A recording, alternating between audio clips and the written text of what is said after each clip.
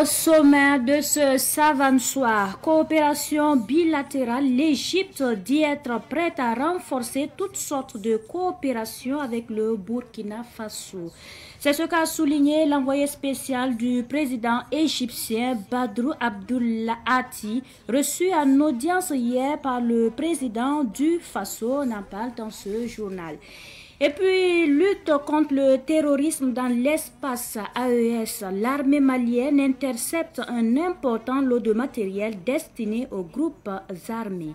Une opération menée grâce à la coordination des services de renseignement de l'AES, appuyée par un pays partenaire qui révèle l'implication d'entités étrangères dans le soutien logistique aux terroristes. On en parle également.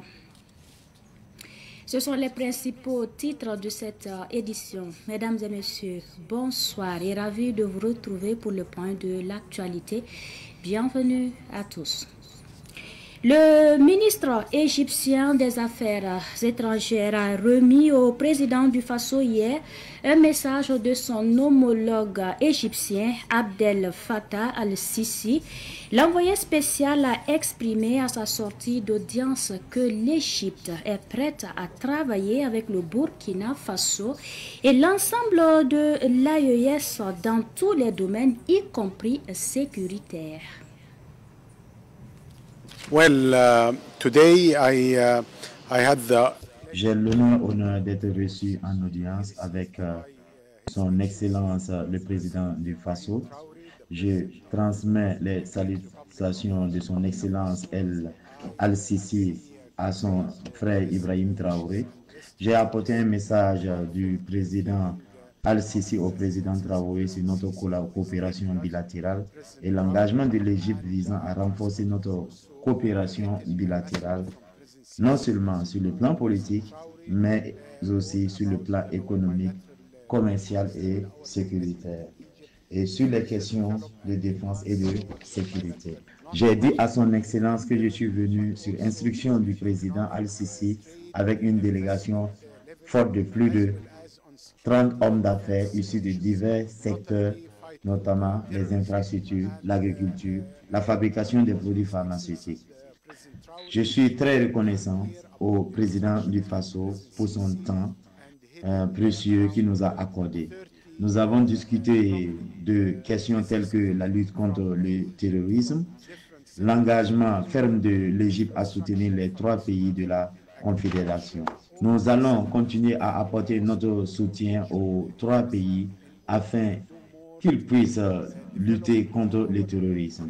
Le président du Faso a confirmé son soutien total à la candidature du Dr Khalid Anani, ancien ministre du Tourisme, au poste de directeur général de l'UNESCO. Les États membres de l'Alliance des États du Sahel, AES, ont été admis en tant que membres non CEDEAO au sein du groupe intergouvernemental d'action contre le blanchiment d'argent en Afrique de l'Ouest, en abrégé DIABA. Cette intégration est intervenue à l'issue de la 2e réunion extraordinaire du comité ministériel du DIABA tenu le 19 juillet à Accra au Ghana. Cette décision est motivée par le besoin d'une riposte coordonnée face à l'insécurité dans la région. Elle sera prochainement soumise à l'approbation du Conseil des ministres de la CEDEAO ainsi qu'à celle de la Confédération des chefs d'État. Et pour poursuivre, le Conseil national de la jeunesse du Burkina Faso, CNJ, suspendu une nouvelle fois pour 3 mois. Le ministre d'État, ministre en charge de l'administration territoriale, Émile Zerbo, a signé un arrêté lundi 21 juillet dernier, renouvelant la suspension du CNJ. Cette nouvelle suspension fait suite à la première intervenue le 15 avril 2025, suivant les textes qui régissent la liberté d'association au Burkina Faso. Sécurité routière à présent pour poursuivre. 100 membres d'associations de promotion de la sécurité routière à l'école de l'Office national de sécurité routière ONASER. Ces membres apprennent les bonnes pratiques en matière de sécurité routière pour être des relais auprès de la population. La formation est le fruit de la collaboration entre l'ONASER et l'Agence municipale des grands travaux de la ville de Ouagadougou. L'ouverture de la session de formation a eu lieu ce matin à Ouagadougou et c'était en présence de notre reporter Yacouba Kemtouri. L'Office national de sécurité routière ONASER renforce les capacités de 100 membres d'associations de promotion de sécurité routière de la ville de Ouagadougou. La formation dure 2 jours. Elle entre dans le cadre du projet d'aménagement et de bitumage de voies urbaines de la ville de Ouagadougou PAVO et a pour but d'engager ses membres à sensibiliser la population sur les bonnes pratiques en circulation. L'objectif, c'est effectivement de renforcer leurs capacités à travers la présentation de l'ONASER. Nous allons commencer par présenter l'ONASER à travers ses missions, ses attributions et aussi c'est une structure comme toute autre structure étatique, les difficultés que la structure rencontre et les perspectives. Ensuite, nous allons également faire une présentation sur le projet PAVO et puis aussi sur l'AMGT. Et par la suite, nous allons effectivement échanger sur le cadre institutionnel et réglementaire de la sécurité routière et aussi continuer avec les aspects de bonnes pratiques en matière de sécurité routière. Donc les associations de promotion de sécurité routière, c'est nos acteurs privilégiés en matière de lutte contre l'insécurité routière parce que c'est eux qui vivent même les réalités sur le terrain. C'est des acteurs qui mènent la régulation, c'est des acteurs qui mènent et la sensibilisation de masse, et surtout dans les langues locales. Donc nous ne pouvons pas parler de sécurité routière en oubliant ces acteurs stratégiques. La formation des associations de promotion de la sécurité routière est rendue possible grâce à la collaboration avec l'Agence municipale des grands travaux. Il faut dire que l'Agence municipale des grands travaux a signé une convention avec l'ONASER pour les activités de promotion routière dans la zone de projet et attend vivement des participants qui sont les leaders d'associations intervenant dans la zone de projet et que le message lié à des comportements civiques, le message lié à des actes de bon civisme et de respect du code de la route les soit inculqués pour qu'eux, à leur retour, puissent également former leurs membres et porter également ce même message aux riverains et là où besoin il sera. Entre 2020 et 2024, le pays a enregistré en moyenne 23 100 accidents par an, avec 14 866 blessés et 1091 morts. Face à ce constat, l'ONASER invite les usagers de la route à la prudence et à l'adoption de bonnes pratiques en matière de sécurité routière. De l'autre côté, l'association des ressortissants de Silmiyiri dans l'arrondissement 9 de Ouagadougou a présenté à la presse les travaux de reprofilage de plusieurs voies dans leur quartier. Il s'agit de plus de 7 km de voies reprofilées pour soulager les populations. Sidiki Kabré. Ce sont plusieurs axes routiers, notamment la voie menant au cimetière ainsi que d'autres artères stratégiques du quartier qui ont été concernés par les travaux. Au total, 7 km 800 mètres de route ont été restaurés pour un coût global de 16 millions de francs CFA. Ce chantier est le fruit des efforts conjoints des 6 sous-associations de l'association des habitants de Silmiyiri. Une fois les voies réouvertes à la circulation, les responsables de l'association ont rappelé les motivations. Il faut dire que l'esprit qui a prévalu à la réalisation de ces travaux, c'est en fait une continuité. C'est-à-dire que depuis 2020, nous essayons d'arranger un peu les voies. On a commencé avec des petits voyages de terre par-ci, par-là pour boucher les trous. Et finalement, on s'est dit qu'il fallait qu'on se mette ensemble. On s'est mis ensemble. On a 6 groupes en fait dans le quartier qui se sont mis ensemble pour constituer l'association. Alors, et nous avons, dès lors que nous nous sommes mis ensemble, on a dit, bon, maintenant il faut qu'on aille un peu plus grand. Et nous avons effectivement en 2022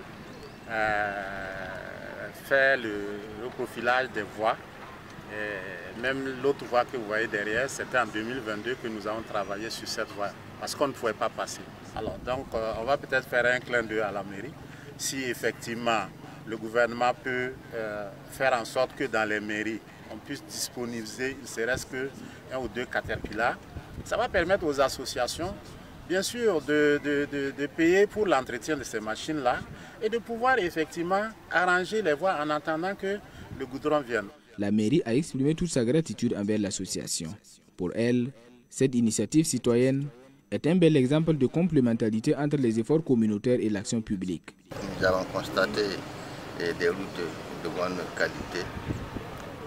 Ces routes permettront d'améliorer l'accessibilité et la mobilité dans cette partie de l'arrondissement. Et ça témoigne également l'engagement de l'association des résidents de Silmihili à accompagner la mairie dans le développement. Ça rentre dans le cadre de l'initiative présidentielle, et à savoir le développement endogène. Du côté de la population, c'est un sentiment de satisfaction générale qui prévaut. Les habitants se souviennent des désagréments causés par le mauvais état des routes. La circulation est très bonne et fluide. Et puis bon, quand on se déplace facilement. Alors que dans le temps, j'y venais, mais ce n'était pas comme ça. Je pense que présentement, là, les choses là vont bien. Mais présentement, bon, je suis vraiment satisfait par rapport au travail que l'association a fait. Il y a eu un moment là, c'était impraticable. Actuellement, vraiment, ça va beaucoup changer. Et là, c'est la poussière qui nous fatigue. Il faut faire quelque chose. Bon, c'est le boulot, on attend plus. Quoi. Voilà. Mais maintenant, si on peut en tout cas damer ça pour qu'il y ait moins de poussière, ça va coûter. Profitant de l'occasion, les responsables de l'association des habitants de Silmihili ont lancé un appel à la conscience citoyenne. Ils ont exhorté chaque citoyen à s'impliquer activement dans la préservation de ses acquis. Les fonds ayant servi au reprofilage ont été mobilisés grâce aux cotisations des membres de l'association, ainsi qu'à leur participation à un jeu concours organisé par la télévision BF1, concours dont ils sont sortis lauréats. Venons-en à ce tout autre titre de cette édition. L'état-major général des armées du Mali a annoncé la saisie d'une quantité importante de matériel destiné à une organisation terroriste opérant sur le territoire malien. Cette opération a été rendue possible grâce à une coordination entre les services de renseignement des pays de la Confédération des États du Sahel avec l'appui d'un pays partenaire. À ce sujet, écoutons la directrice générale adjointe de la DIRPA, colonel Mariam Sagara.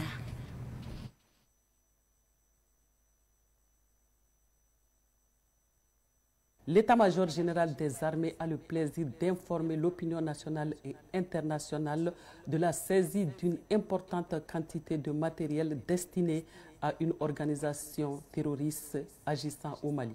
Le dit matériel est composé comme suit: 20 canons pneumatiques avec leur appareil de recharge, 4000 turbans, 3280 paires de rangers, 4000 tenues treilles, 100 tenues couleur kaki, 4040 macarons avec inscription du groupe terroriste, 1040 écussons avec l'inscription du groupe terroriste, 20 cartons de chandail. Ces équipements qui étaient cyniquement destinés à renforcer la logistique des terroristes ont été confectionnés dans un pays d'Asie puis expédiés dans un pays de la sous-région. Cette importante saisie a été possible grâce à une parfaite coordination entre les services de renseignement des pays de la Confédération des États du Sahel, AES, appuyés par un pays frère. En outre, cet exploit opérationnel confirme, si besoin en était, l'implication d'entités étrangères dans le soutien au groupe terroriste. Au regard de la gravité des faits, des enquêtes ont été immédiatement diligentées par les structures judiciaires compétentes en vue de faire toute la lumière sur cette énième tentative de déstabilisation de nos États. L'état-major général des armées félicite les services de renseignement, les forces de défense et de sécurité de l'AES et ses alliés sincères pour leur promptitude et leur professionnalisme. Il rassure qu'aucun effort ne sera ménagé pour le retour de la paix et de la quiétude auprès des populations. Ainsi se referme cette édition. Merci de nous avoir suivis. Bonsoir.